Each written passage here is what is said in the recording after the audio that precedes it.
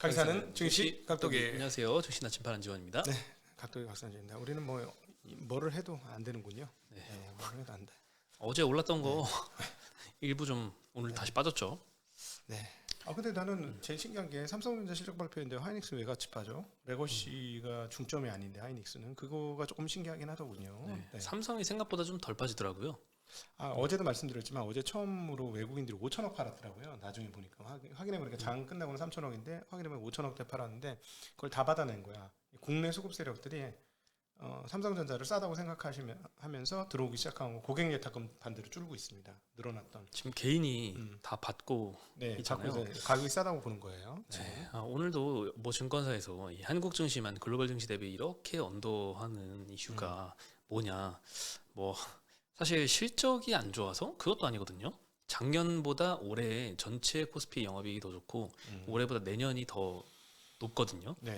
한 20% 좀 안 되게 10%대 또 증익이 있는데 그럼에도 다른데 뭐 중국, 일본, 뭐 대만 이런 뿐만 아니라 뭐 미국이나 이런 선진국과 신흥국 다 해도 평균적으로 네. 신흥국도 한 10몇 프로, 그 선진국도 10몇 프로 다 올랐는데 코스피, 코스닥은 둘 다 마이너스인 네. 거에 대해서 수급 부족을 상당히 좀 꼽더라고요. 그럼요. 외국인의 매도를 받아줄 세력이 없다. 그럼요. 지금 결국 그거 계속 그 얘기한 거죠. 그러면서 그 이유는 뭐냐? 뭐 금투세 이슈도 있을 것이고, 근데 제일 큰 이슈는 대체 자산인 부동산은 넘어간 거예요. 부동산 넘어간 게 저는 가장 크다고 봅니다. 그렇죠. 아주 막강한 자산. 네. 사이즈가 왜냐하면 그쪽에 있으니까. 지금 기준으로 거의 불패의 자산 아니야. 향후에 어떻게 될지 모르겠지만 지금까지는 불패의 자산이거든. 그러니까 원래 자산 시장이라는 게 계속 좋은 수익이 내야 거기로 돈이 들어가는 거지. 이 주식처럼 오르락 내리락, 오르락 내리락. 10년 전에 봤던 영희가 아직도 그대로 영희네. 와, 얘는 10년 전하고 지금하고 변한 게 하나도 없네. 이게 지금 한국 증시 상황이잖아요.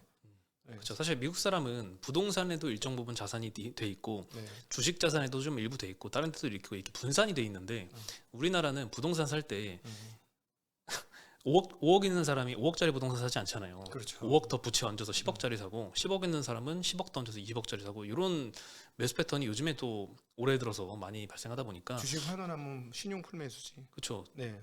과거 데이터만 보면 부동산 사는 게 더 유리했으니까 부동산에 하는데 그럼요. 네. 부동산 플레이 하는 순간 주식할 돈은 없어요. 없어. 주식만 못 하나? 어디 가서 저기 짜장면도 못 사 먹지?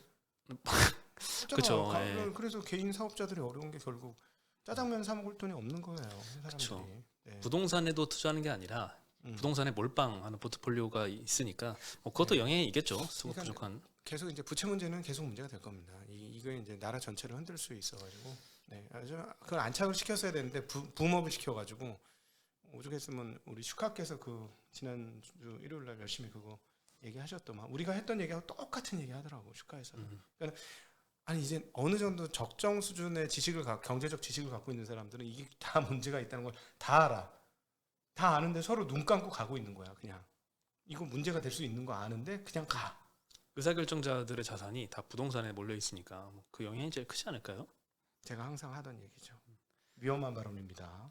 근데 잡혀가요. 제 발언은 아니고 지난번에 지난주인가요? 그 홍기빈 선생님하고 서준식 교수님하고 각도기님하고 대담 찍은 거신 거 있잖아요. 그 내용 되게 좋더라고요. 내용 좋죠. 네. 훌륭하신 분들하고 했으니까. 네. 네, 그래서 뭐 거기에서 그 얘기 나오죠. 이거 지금 이게 심각해요. 한참 그 얘기 나누시더라고요. 아니, 그러니까 미래 한국의 동력, 성장 동력을 생각해 보면 기업들이 잘 돼야 고용도 창출되어지고, 그다음에 그 기업이 있는 지역도 잘 되고. 옛날에 뭐 조선 좋을 때 거제도 막 흥청망청했잖아. 지금 앞으로 제가 보기에는 청주 되게 좋을 것 같아요. 부동산 사실 분은 청주가 좋지 않겠어요? 지금 HBM 최대 수혜가 지금 하이닉스니 거기서 현금 흐름 창출이 많이 될 거 아니야. 너무 뻔하잖아. 그러니까 이천 청주 되게 좋겠네. 뭐 이런 생각하고. 그러니까 기업이 살면 지역도 살고 고용도 창출되고 다 같이 좋아. 그렇죠. 네. 주식을 사면은 그렇게 선순환 효과가 있는데 돈이 이제 경제로 도는데 부동산을 10억 지르면 그 10억이 어디 안 가잖아요. 은행에 가지. 은행이 돈 다. 그렇죠. 은행에 이자를 갖다 주죠. 네네. 네. 참 그렇습니다. 좀 균형 잡힌 뭔가 좀 배분이 필요할 것 같아요. 나침반이 도와주세요. 나침반이 얘기할 정도면 진짜 심각하다 진짜. 아니 너무 속상하잖아요. 이 올해 점잖은 양반이 와. 아니, 저보다 올해 훨씬 점잖은 거 여러분 아시잖아요. 그렇죠. 야. 글로벌 증시 대비해서 이 성과 평가를 이제 거의 연말 됐잖아요. 네. 10월 달이니까 보면 너무 적나라하게 양극화가 아니죠. 우리만 극단에 치우쳐져 있어서 참 슬픕니다. 아니 나는 개인적으로 부동산 올라가는 건 자산가격이 올라가는 건 상관은 없는데 리스크를 크게 지으면서 가면 안 되거든요. 우리는 신용도 별로 좋아하지 않습니다. 신용하지 말라는 입장인데 저기는 이제 그 밸런스가 지금 좀 많이 위험해졌다라는 게 이제 저희가 느끼는 안타까움입니다. 네. 네, 외국인은 계속 한국 시장에서 빠져나가고 있습니다. 이게 엔캐리 청산일까? 일부 엔캐리 청산 같아 보니까. 그럴 수도 있죠. 네, 근데 어쨌든 아마 내일 정산 다 해보면 외국인 매도의 상당 부분 삼성전자에 집중되어 있지 않을까 그렇게 보입니다. 네. 뭐 오늘 코스피에서 외국인이 3,700억 순매도했는데 네. 삼성전자 2,500억 매도했고요. 하이닉스 1,000억 매도했어요. 네. 요거 두 개 합쳐서 3,500억입니다. 그러니까 뭐 어디서 찾았어? 당일자 이거는 나오던데? 아니 종가 추정. 30분 지나면 좀 나와요. 네네. 네. 뭐 시간에 반영하면 조금 숫자가 달라질 수는 있어요. 달라지죠. 네, 그럼 오늘 코스피는 0.6% 하락, 코스닥은 0.35% 하락해서 사실 지수 하락한 거는 어저께 한 1.5%씩 올랐잖아요. 그거 대비해서는 별로 안 빠졌는데 네. 체감상 종목별로는 편차가 확확 갈렸습니다. 네네. 뭐 급락했던 거는 뭐 반도체 뭐 하이닉스 같은 경우에도 거의 3.7% 많이 빠졌고요. 네. 네, 반도체 전반적으로 많이 하락했고 그동안 좋았던 화장품이나 음식료도 많이 하락을 했고 그렇습니다. 오히려 어저께 LG엔솔 어닝 그 쇼크 날 것이다 이런 리포트도 언급했었는데 오히려 어닝 서프라이즈 나오면서 LG엔솔은 또 많이 올랐고요. 네. 2차 전지는 뭐 모멘텀은 계속 좋아지는 어제도 말씀드렸듯이 모멘텀은 회복이 되고 있고 실적은 앞으로 일정 기간 계속 어려울 거고. 네.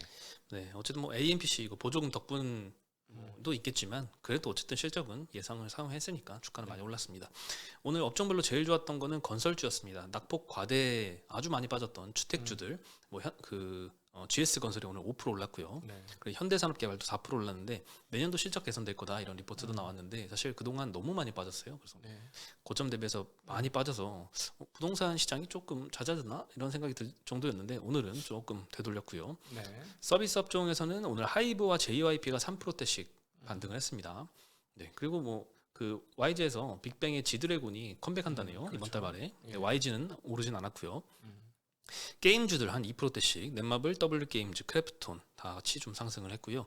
통신 섹터가 오늘은 제일 하락률 1위를 기록했습니다. SKT, KT, LG플러스 다 1에서 3%씩 전반적으로 좀 하락을 했고 서무이복 섹터에서 FNF가 3.7% 하락했습니다. 오늘 중국 소비주가 좀 하락을 했죠. 좀 이따 보겠습니다. 중국 버라이어티 합니다. 그렇죠. 오늘 상해 시장이 일주일 만에 장을 열어서 그동안 그 홍콩 시장의 급등을 반영 못해서 오늘 좀 많이 올랐잖아요. 네. 근데 장 초반에는 거의 뭐 8, 9% 거의 지수가 올라갔었는데 3% 지금 오르고 있고요.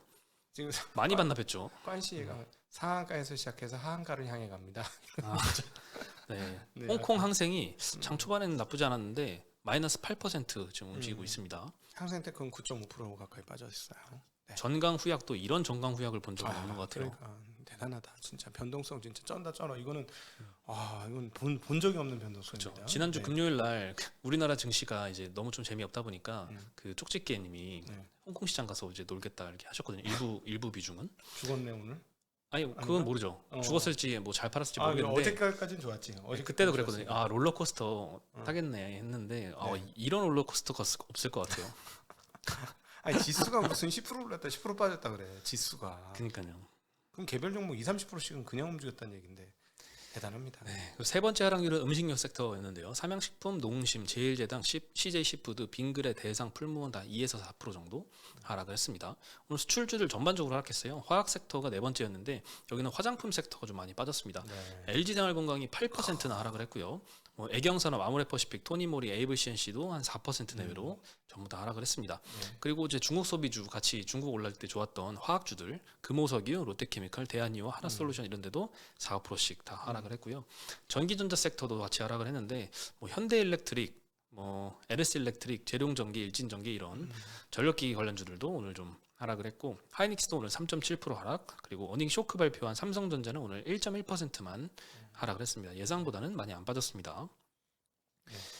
네, 그래도 이때까지 빠진 거 생각하면은 추가 하락한 것도 참 슬픕니다. 세론 할 게 없는 자리였지. 세론 할 자리가 없었어. 이렇게 많이 빠졌는데도 음. 추가로 또 오늘 실적 쇼크에 대폭 하락하려면 엄청난 쇼크를 기록을 해야 되는데 8조 원도 그 나왔어요. 기준으로 좀 8조대를 좀 예. 봤었는데 예. 그 정도는 아니었으니까 예, 예, 예. 8조 나왔으면 좀 볼만했을 것 야, 같아요. 근데 DS 사업부는 역전된 게 이제 거의 확실하다. 하이닉스하고 그렇게 보이네요. 지금 4.4조 나왔죠. DS 부분에서. 정확한 거는 이제 모르는데 네. 추정해 보면 오늘 뭐 여러 증권사에서 추정을 했습니다. 한투에서는 예를 들면 DS에서 4조 원 정도 보고 있습니다. 하이닉스가 실적 이번에 얼마 나올지 모르지만 대충 6조 정도, 그렇죠. 7조 정도 6, 이 정도 7조 보고 사이에 있는데 보는 거죠. 역전이죠. 네. 네. 삼성전자 실적 말씀드리면요. 영업이익은 9.1조 원 나왔습니다. 사실 저게 컨센이 한 13조 원대부터 계속 언젠가부터 그 외사부터 시작해서 네. 똑같은 이유들을 거론하면서 계속 컨센을 하향해왔죠. 그러면서 제일 낮게 부르는 증권사가 한 10조 정도 불렀던 것 같은데 그거보다 더 낮게 9.1조가 나왔습니다. 깜짝 놀랐어요. 네. 깜짝 놀랐습니다. 매출은 79조 나와서 전기보다 조금 늘었고 전년 동기 대비도 뭐 조금 더 늘었는데 최근에 컨센이 많이 내려갔는데도 이것보다도 영업이익이 하회했다는 게 참 좀 실망스러웠던 것 같습니다. 한국투자증권에서 그 부문별로 실적이 얼마 나왔을까 추정을 했는데요. 네네. DS 부분에서 반도체 부분에서 4조 원 정도 예측을 했는데 세부적으로 보면 D램에서 한 4.2조, 낸드에서 1.3조 정도 벌었고 LSI 사업부와 파운드리 사업부 여기서 마이너스 1.5조.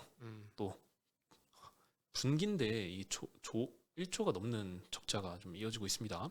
그리고 MX 요건 핸드폰 사업부죠. 2.6조 벌었을 걸로 추정을 하고 있고 디스플레이 이쪽은 1.7조, 가전 0.5조, 하만 0.3조 정도 이렇게 보고 있어서 예상 대비해서도 더 실적이 안 나온 건 파운드리 쪽에서 예상보다 적자가 좀 많이 나왔기 때문으로 좀 보고 있는 것 같습니다. 네. 와, 그리고 삼성 매출이 늘었는데 이익이 준다는 거는 마진이 안 나는 제품들을 많이 팔았다는 단순한 이야기가 나오는 거죠. 네. 그렇죠. 뭐 이때까지 거론해왔듯이 뭐 그 이유에 대해서도 삼성전자가 설명 자료를 좀 네. 발간을 했는데요. 하락 요인으로 예상했던 이유와 같습니다. 모바일 수요 부진에 따른 재고 조정, 중국 업체의 레거시 공급 증가, DDR4 계속 공급 많아졌다라고 했죠. 그리고 뭐 일회성 비용, 뭐 성과급 영향도 있고요. 네. 환율 환율 영향도 있다라고 밝혔고 추가로 HBM3 아마 8단으로 추정됩니다. 이거 엔비디아 퀄테스트 지연도 원인으로 언급했어요.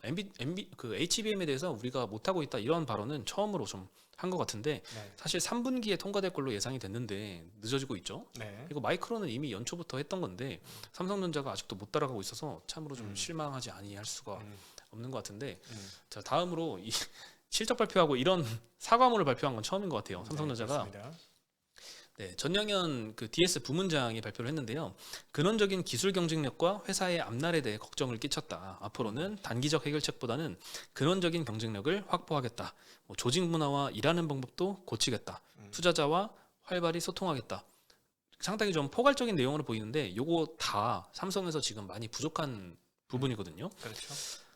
와, 조직 문화 일하는 방법도 최근에 이제 뭐 블라인드 같은 이런 커뮤니티에 보면은 삼성전자 임직원들이 많은 불평 불만들을 좀 비판의 목소리를 좀 내고 있는데 이것도 좀 거론이 되어 있고 투자자와 활발히 소통 안 하는 거 이것도 해외 기업들의 IR 자료와 비교하면 상당히 좀 부실한 그런 IR 발표들이 좀 있어 왔죠. 지금까지 소통도 별로 안 해왔고 뭐 HBM 이때까지 뭐 콜테스트가 어떻게 됐는지 어떻게 되고 있는지 실패한 게 맞는지 이런 거에 대해서 별다른 코멘트도 없었잖아요. 네. 그래서 앞으로는 좀 소통을 활발히 하겠다고 하니까 디스카운트 해소 요인으로 보긴 해야 될 것 같습니다. 오늘 실적 발표에서 가장 긍정적인 부분이 이 부분이었습니다. 제가 생각할 투자자와 소통이요? 아니요. 전영현 회장의 이 메시지가 개선하겠다는 사장이 거요? 전영현 회장이 아니고 사장인가? 부회장이죠. 예, DS 부분장. 네, 이분의 이 메시지가 그나마 가장 긍정적이었던 내용이었고 이 부분에 대해서 저 오늘 저녁에 연합인포문 나가서 얘기를 좀 드릴 거예요. 여기 주석을 제가 달아볼 겁니다. 이 얘기한 거에 대해서 그나마 제일 다행이라고 느낀 거는 그동안 계속 손바닥으로 하늘을 가려왔던 게 삼성전자의 태도였거든요. 이번에는 직시를 했습니다. 손바닥으로 하늘 가리는 행동까지는 안 했어요. 지금 삼성전자의 제일 큰 문제는 손바닥으로 하늘을 가리려고 하는 모습을 투자자는 다 알고 있었다는 내용이었어요. 너 왜 그래? 현대도 아니야 하늘 안 보이잖아, 태양 안 보이잖아 이러고 있었거든요. 근데 오늘 발표한 내용에서 그걸 다 인정했다는 측면은 긍정적인 것 같습니다. 근데 문제는 이분이 DS 부문장이잖아요. 네. DS 부문장이 다 관장할 수 있는 건 아니잖아. 그러겠죠. 아까 인사 조직 뭐 이런 거 했는데 인사 조직이 DS 부분 안에서는 좀 될 수는 있겠습니다만은 다른 모든 것까지 다 잘할 수 있을까? 인사 쪽이? 그게 좀 걱정이 되더라고요. 과연 할 수 있을까? 그래도 이렇게 DS 부문장이 발표문을 내걸었다는 거는 그래도 그 임원들끼리 이 정도의 좀 의견 합의는 좀 있지 않았을까. 공감이 된 내용이 좀 발간되지 않았을까라는 생각이 들어요. 이 부분은 제일 저는 긍정적이라고 봤습니다. 네, 근데 사실 어저께 엔비디아가 그 어제 나스닥 1% 하락하는 장에서도 엔비디아 2% 올랐고 TSMC도 올랐잖아요. 그래서 오늘 뭐 하이닉스와 그 HBM 관련주들은 조금 괜찮지 않을까 이런 생각을 좀 했거든요. 와, 근데 하이닉스가 3.7%나 오늘 좀 하락을 했어요. 네네. 어저께 좀 많이 올라서 뭐 되돌렸다라고 볼 수도 있는데 예상보다 많이 빠진 건 좀 그 아무래도 이제 레거시 쪽에서 빠지면서 이 그렇죠. 꺾일 삼성전자에서. 거라고 이제 같이 예상을 한 거죠. 삼성전자 실적 보면서 그렇게 읽어낸 거라고 봐야 되죠. 근데 제가 보기에는 저도 좀 지금 잘못 읽었는데 저는 10조 내외 하겠지 했어요. 내외. 그러니까 뭐 9조 8천억까지는 오케이야. 근데 9조 1천억 나와가지고 불싸 아침에 망했다 막 이런 생각이 들었었는데 저는 그 HBM2의 마진이 얼마나 될 거냐를 지금 잘 모르니 그 부분을 조금 포함시켜야 되지 않을까 하는 생각을 계속 했었거든요. 근데 기존의 애널리스트들이 훨씬 더 잘 분석했고 저는 완전히 그 부분 틀린 겁니다. 그런데 여기 하이닉스도 마찬가지인데 그 HBM의 최선단 공정에서의 높은 마진이 레거시 쪽에 빠지는 이익을 얼만큼 커버리지 할 것인지가 가장 중요한데 제 생각에는 요거는 들틀릴 것 같아요. 요거는 마진이 보장이 될 것 같아요. 그래서 레거시 빠지는 거 커버리지를 할 수 있지 않을까라고 보고는 있어요. 하이닉스가요? 하이닉스가. 그렇죠. 삼성전자는 HBM3 위주인데 하이닉스는 뭐 하이닉스는 삼성전자는 HBM2 정도 위주인데 네. 하이닉스는 그래도 3와 3 이 정도가 지금 주요 마진이 기준이니까 높으니까 50% 이상 버는 마진에서 레거시 쪽, 디램 쪽 빠지는 거 상당 부분 커버리지 할 겁니다. 그래도 하이닉스도 좀 삼성보다는 덜하겠지만 그래도 레거시 빠지는 거는 이번 삼성전자 실적을 보고 네. 시장에서 인정을 한 것 같아요. 그래서 그만큼 네. 이번에 좀 그렇죠. 하락을 준 것 같습니다. 오늘 빠진 건 그것 때문이라고 봐야 되겠죠. 네. 그리고 오늘 현대차 증권에서도 이 삼성전자는 겨울이지만 반도체는 여전히 뜨겁다 이런 의견을 좀 발표를 했는데요. 엔비디아의 B200 요거 출시 지연 우려가 있었지만 최근에 대만의 반도체 업계 탐방한 결과 연내 정상 출시하는 것을 확인을 했다. 그리고 TSMC의 패키징 캐파는 현재 월 4만 장에서 내년도 말쯤에는 7만 5천 장으로 약 2배 정도 늘어나는데 이는 엔비디아의 GPU 수요에 문제가 없다라고 판단하기 때문에 이게 가능한 일이다라고 언급을 했고요. 그리고 블랙웰 다음 버전인 AI 가속기 루빈 여기에는 HBM 용량이 기존 대비 9배 더 많이 탑재가 된다고 합니다. 그리고 내년도에 늘어날 HBM3 12단은 8단보다 수율이 더 낮기 때문에 HBM에 할당되는 웨이퍼 비중이 예상보다 더 높아질 것이다. 예상은 한 20% 비중했는데 이것보다 더 많이 더 HBM에 할당이 많이 돼야 된다. 그러면 원재료에 더 많이 넣어야 된다는 얘기죠. 네, 그러면 일반 디램 쪽으로 더 덜 공급이 될 수도 있다. 라고 하는 것 같습니다. 그리고 이제 다만 삼성전자는 좀 걱정이다 이런 의견을 냈는데요. HBM3 이 12단을 쌓는 공법에서도 고객사들은 하이닉스 제품의 만족도가 더 크다라는 의견을 좀 확인을 했다고 합니다. 당장은 삼성이 이 하이닉스와의 HBM 경쟁력 격차를 좁히기는 어렵다. HBM4에서 기대해야 된다 이런 언급을 했는데 시장에서는 지금 뭐 삼성에서는 HBM4부터는 따라잡을 거다 이렇게 이야기는 하고 있는 것 같은데 시장에서는 그 전 거도 제대로 못했는데 HBM4부터 갑자기 뒤집을 수 있을까 이런 의구심을 좀 갖고는 있죠. 저는 개인적으로 제일 큰 문제는 패키지 문제도 있습니다만 디램 문제 자체가 제일 크지 않을까. 여기까지 와서는 결국 그렇게밖에 얘기를 못 하겠어요. 디램 자체의 문제입니다. 패키징도 문제인데 디램도 문제예요. 두 개가 같이 걸렸어 지금. 그렇죠. 네, 그렇습니다. 그리고 오늘 사실 엔비디아가 많이 이렇게 한 2% 이제 시장 하락에도 불구하고 올랐던 거는 폭스콘 CEO도 좀 발언에 영향을 좀 줬던 것 같아요. CEO가 실적 발표에서 엔비디아의 GB200 수요가 예상보다 훨씬 좋다. AI 붐은 계속될 것이다. 뭐 엄청난 수요 충족을 위해서 세계에서 가장 큰 GB200 전용 공장을 짓고 있다. 이런 언급도 했고, 폭스콘이. 슈퍼마이크로 컴퓨터도 이제 분기마다 10만 개 이상의 엔비디아 GPU 출하를 밝히면서 14% 급등을 해서 오늘 사실 삼성전자의 실적 발표 이렇게 쇼크만 아니었으면 반도체 전반적으로 하락하진 않았을 것 같은데라는 아쉬움은 조금 듭니다. 네. 그리고 하이닉스가 주요 이제 TC 본더 벤더로 한미 반도체와 협업을 많이 했잖아요. 네. 근데 HBM4 요 하이브리드 본더 같은 경우에는 하나 정밀 기계와 공동 개발을 추진한다라고 공식화했습니다. 하나 정밀 기계는 지금 그 한화 인더스트리얼 솔루션즈가 100% 소유한 회사입니다. 네. 이 회사는 이제 한화 에어로스페이스에서 분할됐죠. 현재 HBM3는 하이닉스가 거의 한미 반도체가 거의 이제 독점을 하고 있는데 이게 하이닉스가 HBM 독점을 하는데 상당한 영향을 좀 끼쳤다고 알려졌잖아요.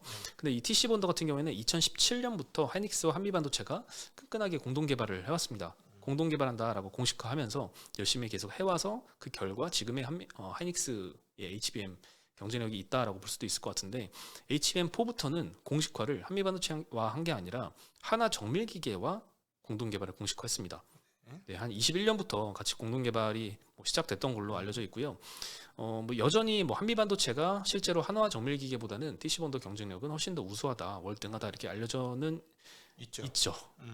있는데 앞으로는 사실 아무도 모르는 거 아니겠어요?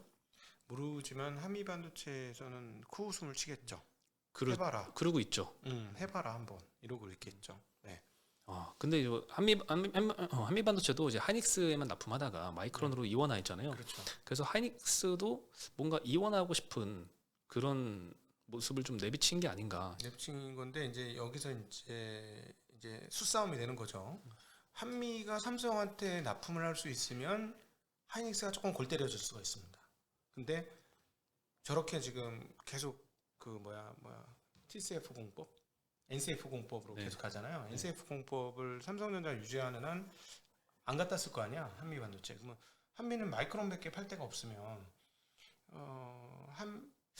하이닉스하고의 관계에서 엄청나게 슈퍼을 자리에 있을 수 있는가 하는 의문이 좀 있어요. 그래도 내년부터는 HBM4 그 하이닉스도 그렇고 삼성전자도 그렇고 하이닉스는 일부지만 이 하이브리드 본딩 적용을 한다고 하잖아요. 그러면 한미 반도체가 지금 하이브리드 본드 장비를 하고 있죠. 개발 중인데 탄납품할 수도 있을 것 같아요. 어디가? 한미 반도체가 삼성에도 넣고 지금도 마찬가지. 하이닉스에도 넣고 3에 들어가는 그 MR 머프 방식의 것은 결국은 한미 써야 되니까 한미 입장에서는 삼성하고의 거래가 터야 되는 거 아니냐. 그러면 굉장한 슈퍼홀이 되는 상황으로 갈 수 있다. 그러면 만약에 이제 하이닉스가 저렇게 하는 거는 이제 한미가 기분이 나빠. 그러면은 4세대부터는 저희가 삼성한테 먼저 우선 주기로 했어요. 이러면은 하이닉스 이제 골 때려지는 거지. 그렇게 될 수 있어서 요게 이제 수싸움이 어떻게 들어갈지는 지켜봐야 되겠습니다. 어떻게 정리될지는. 예전부터 한미 반도체 장비를 삼성전자도 쓰지 않을까 이런 기대를 예전부터 좀 해왔었는데 아직까지도 소식이 없네요. 없죠. 아니 왜냐면은 그 MR 머프 방식의 일본 거 그 화학 원재료를 하이닉스하고의 독점 계약으로 인해서 삼성이 못 갖고 와요. 그래서 이제 장비가 있어서 안 된다는 게 이제 지금 중론이에요. 그래서 더 못 갖고 오는 거 아닌가 하는 생각도 들고. 근데 이제 전효연 사장의 이 발언을 보면 두 번째 발언에서 우리가 이제 뒤처졌는데 이제 새로 하겠다. 기존 거에 머물지 않겠다고 한 걸 봐서는 아마도 이것저것 방식을 다 써보지 않을까 하는 생각은 좀 들었습니다. 네. 그러면 이제 저는 그거 보면서 얘네 한미하고 거래할 건가? 이런 느낌이 있었는데 한번 가동해봐야지. 지금 정보처를. 네, 그리고 펩트론이 지난번에 이제 유상증자 발표를 했었는데 오늘이 권리락이란 말이죠. 권리락이면 보통 주가가 빠지는 날이잖아요. 진짜 골 때렸습니다 이거. 네, 근데 어저께 저녁에 기가 막히게 기술 평가 계약 공시가 일라이 랠리와 체결을 했다라고 나왔습니다. 야, 오늘 저긴데 권리락인데 유상증자 권리락인데. 그렇죠. 야, 저 유상증자 보고 끔찍해서 주식 파는 사람들은 진짜 최고 억울할 거고. 이거 뭐야 이러면서 가만히 있었던 주주들은 대박 맞은 거죠. 그야말로 지금. 네. 그렇죠. 장기 안목을 가지고 회사를 믿었던 주주들은 네. 이번에 급등을 맛봤겠죠. 그 1개월 이상 지속형 플랫폼 요거 기술 평가 계약을 체결했다라고 하는데 기술 이전 계약은 아닙니다. 오늘 이제 신한투자증권에서 리포트가 나왔는데 1개월 지속형 비만 치료제는 성공할 경우에 그 파급력과 시장 규모 산정이 아직은 좀 어려운 상태다. 네. 그 LG화학과 작년 11월에 성조숙증 치료제 요거는 1개월 지속형 제품 개발 이력이 있습니다. 그래서 네. 요것도 좀 도움이 될 것 같고 공장 증설 계획이나 기술 평가 계약이 이 본계약 및 상업화로 이어질 것이라는 판단을 한다, 증거로 판단을 한다라고 언급을 했습니다. 그 향후 한 14개월 동안 진행을 해서 내년 한 4분기 정도에 임상 1상 결과가 나올 것 같은데 그 결과가 확인한 이후에 이번 계약이 본 계약으로 이어지지 않을까 이렇게 네. 전망을 하고 있습니다. 페트론의 이 1개월 이상 지속형 플랫폼이란 거는 지금 그 뭐 노브노디스크도 그렇고 일라릴도 그렇고 비만 치료제 여기 주사 일주일에 한 번씩 맞아야 되는데 그거를 한 달에 한 번만 맞아도 되게 약효가 한 1개월 동안 이제 지속되게 해주는 그 플랫폼 기술이죠. 쉽게 얘기하면은 알갱이가 있는데 알갱이가 약을 머금는 거예요. 얘네 알갱이가 그래서 알갱이에서 약이 조금씩 나오는 거예요. 그래서 계속 조금씩 계속 나오는 거지. 이 기술입니다. 약효가 조금 더 오래 지속될 수 있게. 그러니까 찬찬히 그러니까 사탕이 깨물어 안 깨지고 살살 녹아 나가듯이 그렇게 약이 녹아 나가는 거예요. 네. 네, 그래서 오늘 페트론이 그래도 한 권리락 때문에 한 5% 빠지지 않을까 생각했는데 오늘 25%나 올랐습니다. 아침에 상한가로 시작했죠. 네. 예. 네, 그리고 LG엔솔이 어닝 서프라이즈가 나왔습니다. 어제만 해도 이제 키움증권의 리포트를 언급을 해드리면서 이제 3분기 영업이익 3,400억 전망 말씀드렸는데 4,480억이 나왔습니다. 네. 전년 대비해서는 40% 감소한 수치지만 전 분기 대비해서는 130%가 늘어났습니다. 컨센이 4,300억이었는데 오히려 이를 상회했습니다. 거의 4,500억 나왔으니까. 추가로 또 계약 공시가 하나 나왔는데 벤츠 계열사하고 28년도부터 38년도까지 약 10년 동안 장기 계약도 발표를 했고요. 보도로는 이제 총 50기가와트시 정도 규모다라고 알려졌고 금액은 아직 미확정인데 아마 4680 배터리가 한 수조 원대 계약 되지 않을까 네. 이렇게 추정을 하고 있습니다. 그럼 테슬라한테 지난주에 또 보도가 나온 게 12월부터 4680 배터리 양산 시작해서 납품한다라고 했는데 네. 테슬라 이외의 제2고객사를 확보했다는 측면에선 상당히 좀 긍정적인 것 같습니다. 네. 좀 신기한데 4680 배터리 기술 누구 걸로 만들었는지가 너무 궁금한 거예요. 저는. LG엔솔이요? 네. 테슬라가 개발해서 발표를 했었잖아요. 옛날에 저기 배터리 데이 때. 그래서 그래서 테슬라에 납품하는 거는 맞는데 다른 회사에 4680 하면 어떤 기술로 보내주는 거지? 너무 신기하다. 좀 궁금하더라고요. 네. 누가 아시는 분 댓글로 좀 달아주시면 감사하겠습니다. 네. 그리고 오늘 화장품 아주 급락을 많이 했는데 오늘 하나증권에서 박은정 애널리스트가 화장품 급락 코멘트를 했습니다. 외사 리포트에서 일단 영향을 준 것 같습니다. 네. 그 아마존 순위나 구글 트렌드 등의 이제 선행 지표가 7월 대비 둔화된 것에 대한 우려를 제기를 하면서 여기에 좀 영향을 끼친 것 같습니다. 미국 주요 쇼핑 시즌에는 반등할 것이다 이런 전망도 있었는데 일단 7월 대비 둔화된 것에 좀 시장이 주목해서 이렇게 하락을 초래한 것 같고 하지만 하나증권은 이제 구글 트렌드는 긴 시계열로 보면 저점을 높여가고 있다. 주요 쇼핑 시즌에 관심도가 확장된다는 측면에서 단기를 보면 안 된다라고 코멘트를 좀 했습니다. 네. 그리고 이번 중국 부양책의 수혜는 한국콜마, 코스맥스 등의 ODM 업체들이 실제 수혜를 볼 것이다라고 전망을 하고 있고요. 네. 골드만삭스인가 어떤 회사에서는 이번 중국 그 부양책 수혜주로 아모레퍼시픽을 꼽았던데 네. 아모레퍼시픽은 부양책 그 발표 기간 중에도 계속 떨어지더라고요. 네네. 네, 그래서 참 이게 좀 K 증시인가라는 생각도 좀 들었는데 코스맥스가 제일 수혜 아닌가? 중국에서 사업은 제일 코스맥스가 잘하고 있는데. 네. 네, 뭐 그렇죠. 뭐 그 오늘 어쨌든 수출주 제 라면 업체랑 화장품 업체가 조금 비슷하게 움직였어요. 환율 떨어질 때 좀 같이 떨어지고 환율 올라갈 때 좀 같이 올라가고 했는데 네. 최근에는 좀 그 미국 국채금리 오르면서 달러도 조금 강세로 가고 있는데도 오늘은 좀 희한하게 급락을 했고 중국 소비주들 하락까지 맞물려서 화장품주들은 뭐 아모레퍼시픽이나 아니면 실리콘2나 이렇게 좀 다른 성격의 화장품주들인데 다 같이 좀 하락을 많이 했습니다. VT 같은 경우는 6% 정도 하락을 했고 실리콘2, 코스메카 코리아 이런 데는 5% 정도씩 하락을 했습니다. 하락키 맞추기 하네 이제 시장이 다 안 좋아지니까 하락키 맞추기예요. 가던 놈도 이제 꺾어. 네, 참. 네. 그렇습니다. 그리고 뭐 LG생건은 한국증권에서 목표가 43만 원에서 41만 원으로 내리기도 했고 뭐 중국 부양책 중국 상승했던 기간에 LG생건도 한 8% 정도 올랐는데 기대감을 이미 충분히 선반영한 수치고 이게 이제 실적으로 연결을 해서 보여줘야 되는데 실적 증가는 아직 좀 요원하다 이런 언급을 좀 하면서 LG생명도 오늘 좀 많이 하락을 했고 화장품 부문은 이제 영업이익을 기존 추정치 대비 25%나 좀 하향 조정하면서 컨센도 하향할 것으로 전망을 하면서 오늘 좀 좋지 않았던 것 같습니다. 네, 오늘 소식은 여기까지입니다. 내일 또 쉬는 날이네요. 그러네요. 근데 이게 장이 계속 오르면은 안 놀고 계속 일했으면 좋겠다라고 생각이 들기도 할 것 같은데 장이 하도 안 좋으니까 그래 휴일도 괜찮다 이런 생각도 드네요. 좋을 때 우리 선배들 중에 나는 토요일이 없었으면 좋겠어 이런 때도 있었다던데 말이지. 지난 연휴 때는 우리 연휴 때 미국 증시 막 좋고 우리 개장 전날에는 미국 증시 확 빠져버리고 막 그래가지고 우리도 안 좋게 시작하고 막 이랬잖아요.